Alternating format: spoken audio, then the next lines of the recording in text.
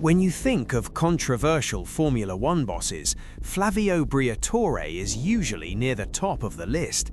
From the infamous Crashgate in Singapore 2008 to the Benetton controversies in the mid-90s to tax issues around his luxury yacht, Briatore has built quite a reputation. He's been called a master deal maker, a ruthless operator, and a walking ethics problem.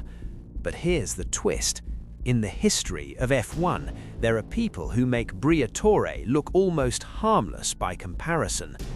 Today, we're looking at 7 figures who got involved with Formula One teams while carrying backgrounds that range from massive fraud to organized scams to even cold-blooded murder. This isn't about glorifying crime. It's about understanding how, for decades, the paddock was surprisingly open to some very dark characters. Welcome to Apex Racing Desk, and to a corner of F1 history where Briatore is far from the worst. First, let's quickly set the baseline. Why is Briatore considered so bad? He was one of the architects of Crashgate, the deliberate crash by Nelson Piquet Jr. at the 2008 Singapore Grand Prix, designed to give Fernando Alonso a strategic advantage. Under his leadership, Benetton's 1994 car was suspected of running illegal electronic aids, and the team got caught with other rule-bending tricks that year. He also orchestrated a very questionable deal to acquire Ligier, which conveniently allowed Benetton to secure Renault engines. And in 2015, Briatore received a suspended prison sentence in Italy over unpaid taxes linked to his yacht, the Force Blue. In short, Briatore is no saint. But compared to some other F1 team owners and investors, he almost looks conventional. Let's start our list with what you might call the lighter end of the spectrum: fraudsters and financial scammers. Akira Akagi was the heir to a Japanese real estate company called Kenzai. In the mid-80s, he helped create the Leyton House Group, a conglomerate investing in property, tourism, restaurants, clothing, and motorsport. Agaki's sponsored March in Formula 3000, liked what he saw from Ivan Capelli, and soon Leyton House became the title sponsor of the revived F1 team. He went further, becoming a shareholder in 1989 and then full owner of the team. On track, Leyton House delivered some famous underdog performances, especially that near win in France 1990. Off track, Akagi was at the center of a massive fraud scandal in Japan.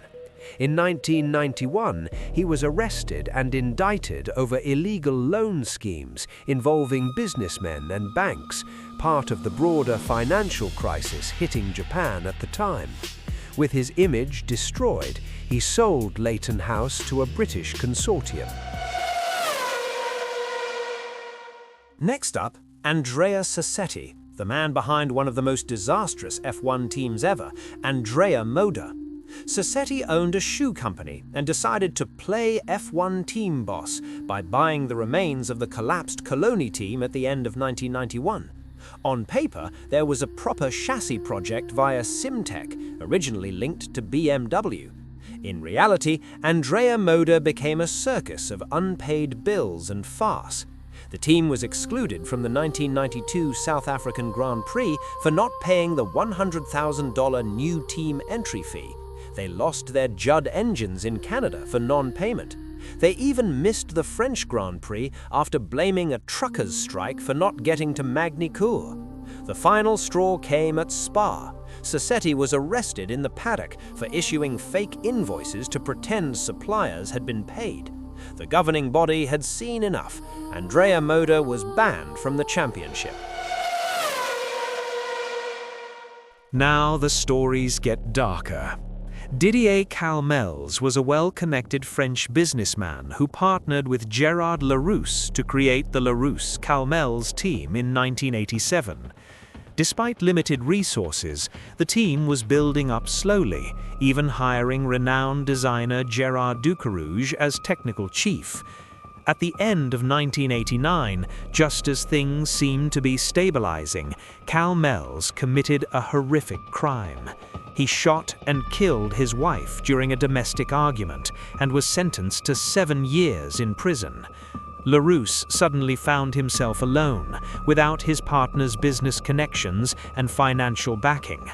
That triggered a long period of financial struggle, dependence on questionable investors, and the team eventually disappeared from F1 in 1995. Don Nichols, founder of the Shadow team in F1 and sports cars, projected a mysterious image in the paddock, and with good reason. In 1978, Shadow became embroiled in a huge legal battle with Arrows, a new team created by former Shadow staff. Nichols accused Arrows of copying the Shadow DN9 to produce their FA1 chassis and sued them for industrial espionage. He won the case and showed an impressive understanding of espionage law along the way. Not by accident. Nichols later revealed he'd been a professional spy for the CIA during the 1950s and 60s, based in Japan and operating across East Asia at the height of the Cold War. A former CIA operative turned F1 team boss. You can't make this stuff up. Fernando Gonzalez Luna was a young Mexican businessman with big dreams, or at least that's how it looked. Around 1990, he rallied a group of Mexican investors and raised about $20 million, promising to create a new F1 outfit, GLA Racing, with support from Lamborghini. The plan was ambitious. Lamborghini would supply engines and design the chassis for the GLA Lamborghini project. The team's launch was scheduled for 1991. Then, the day before the official press conference, Luna vanished. He disappeared with all the money, leaving sponsors, partners, and even Lamborghini with absolutely nothing. The grand F1 project never turned a wheel. If you think modern crypto scams are wild, meet Jean-Pierre Van Rossum. In the 1980s, this eccentric Belgian called himself an economist, anarchist politician, guru, and philosopher. He claimed to have built a supercomputer that could predict all stock market movements and guarantee risk-free profits. That machine never actually existed, but the promise of easy money attracted thousands of investors who poured around US $860 million into his schemes, turning Van Rossum into a multi-millionaire. He used about $150 million to fund motorsport projects, including buying into the newly promoted Onyx F1 team in 1989. By September that year, he took full control of the team. Van Rossum then went on a firing spree. He pushed out driver Bertrand Gachot, founders Greg Field and Mike Earle, partner Joe Chamberlain, and even designer Alan Jenkins. With the foundations destroyed, and after losing a Porsche engine deal to Footwork Arrows, Van Rossum lost interest and sold the team to Peter Monteverdi. Finally, we get to perhaps the darkest figure on this list, Klaus Waltz. In the early 90s, Gérard Larrousse partnered with a small French manufacturer, Venturi, creating Venturi Larrousse. At the end of 1992, Venturi decided to sell its 50% stake to a French investment group called Comstock. The man fronting that group was a supposed German investor named Rainer Waldorf. Except Rainer Waldorf didn't exist.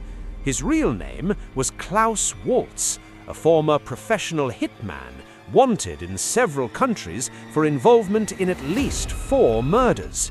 He used the Waldorf identity to hide from the authorities while presenting himself as a legitimate F1 investor. A few weeks after the deal was announced, French police discovered the truth and went to arrest him near Nice. Waltz responded by threatening officers with a grenade he kept at home. He forced a detective to drive him to the top of a hill, handcuffed the officer to the steering wheel, and escaped on foot. He was only properly arrested a month later after being recognized in a hotel in Germany. So, what does all of this tell us about Formula One? For decades, F1 teams were often desperate for money, and regulations around ownership and background checks were far looser than they are today. That made the paddock surprisingly attractive to shady businessmen, fraudsters, and, in extreme cases, violent criminals. Next to some of these names, Flavio Briatore starts to look like just another aggressive team boss who pushed the limits too far. It's a reminder that the glamour of Formula One has always had a darker side in the shadows of the paddock. Which of these stories surprised you the most? And do you think modern F1 has really closed the door on characters like this? Or would something similar still be possible today? Let us know in the comments, and don't forget to like the video and subscribe to Apex Racing Desk for more F1 history and the stories behind the headlines.